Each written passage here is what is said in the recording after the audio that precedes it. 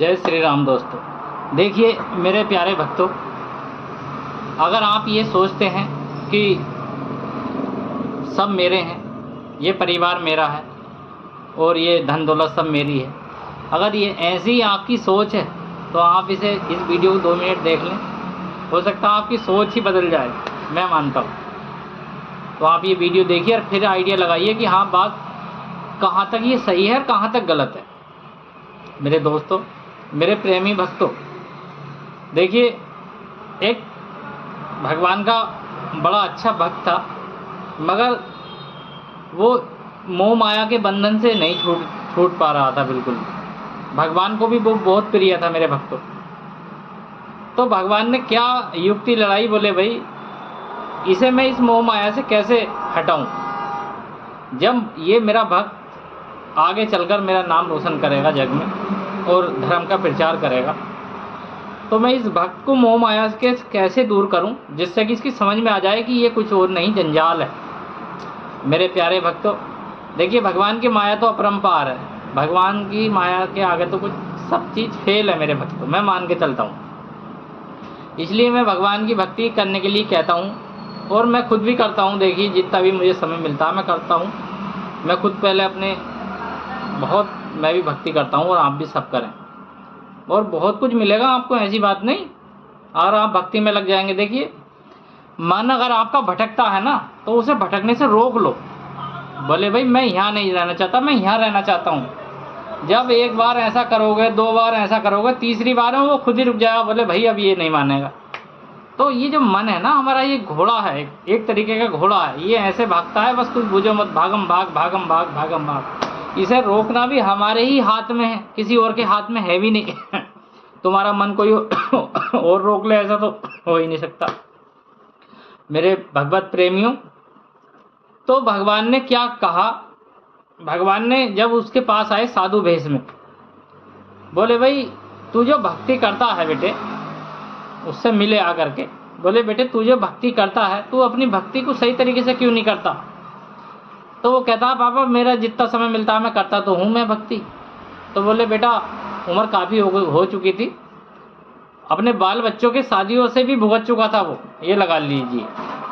तो बोले अब तो तेरा कोई काम भी नहीं है, सारे काम तेरे भुगत है, क्यों मोह माया के जाल में फंस रहा तू। बोले बाबा बस मुझसे तो इतनी भक्ति होगी। भगवान को था बहुत प्यारा वो, साधु जो थे भगवान नहीं थे भक्त। अब उन्होंने क्या सोचा, बोले भाई एक बात बता, तू क्या सोचता है सारा ये जो परिवार है ये सब तेरे हैं। बोले हाँ बाबा मेरे ही हैं, मैं इनके लिए तो करता हूँ दिन रात, मेहनत करता था दिन रात। मगर उसके मन में, देखिए उसके दिल के अंदर भगवान विराजमान थे। और विराजमान तो सभी के अंदर हैं, भगवान हमारे दिल में रहते हैं। मगर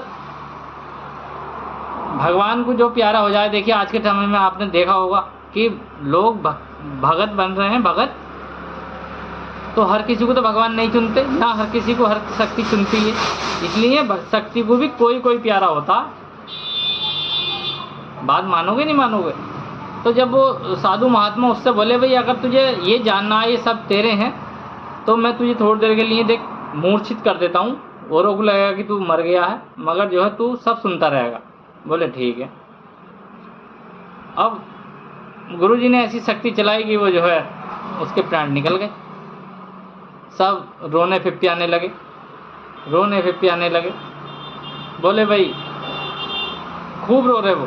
साधु महात्मा से बोले भाई साधु महात्मा आप बैठे थे, इनके द्वारा क्या हो गया। बोले ऐसे ही है बस, मैं तो कुछ कहीं नहीं, हम दोनों बातें कर रहे थे, ये जो है इसे पता ना क्या हुआ, एकदम ये ख़त्म हो गया। मेरे भक्तों सब रो रहे थे खूब। बोले भाई इन्होंने साधु ने करा है जो कुछ करा, सब उन साधु महात्मा पे जो है सब इल्ज़ाम उन पर लगे वो। तो साधु बोला भाई देखो मैंने करा तो नहीं है, मगर तुम इसे जीवित करना चाहते हो। बोले हाँ हम चाहते हैं। तो बेटा एक मेरी शर्त है, देख मैंने करा तो है नहीं, मगर इसे जीवित करना है तो एक वो लेकर के आओ, तुम एक फल, कोई सा भी फल ले आओ।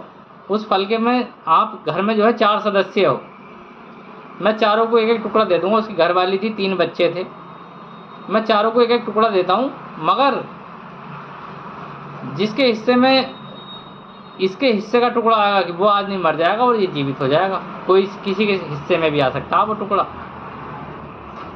तो ये सुनकर के सब अचंभित रह गए, बोले भाई ये कैसे हो सकता, ये कैसे हो सकता। बोले ये हो सकता, क्यों नहीं हो सकता। तो उन्होंने जो है इस तरीके से जो है, तो कोई खाने के लिए तैयार ही नहीं हुआ उसे। बोले जी हम तो नहीं खा रहे, ये तो मरना है, तो ये तो मर ही गए। सब ने ये कह दी, बोले ये मरना है तो मर ही गए, अब तो जो है अब क्या करना। अब भैया ये सुनकर के थोड़ी देर के बाद गुरुजी उस पर से अपनी कृपा हटा लेते हैं और वो जीवित हो जाता। तो उसे ये पता चल गया कि कौन मेरा है कौन पराया है। तो फिर उसके बाद उसने सारी मोह माया छोड़ दी और भगवान की भक्ति में लग गया वो। फिर उसने कुछ नहीं करा। तो भक्तों आपकी समझ में आ ही गया होगा। तो चलिए, जय श्री राम। भगवान की भक्ति करते रहें, स्वस्थ रहें, मस्त रहें।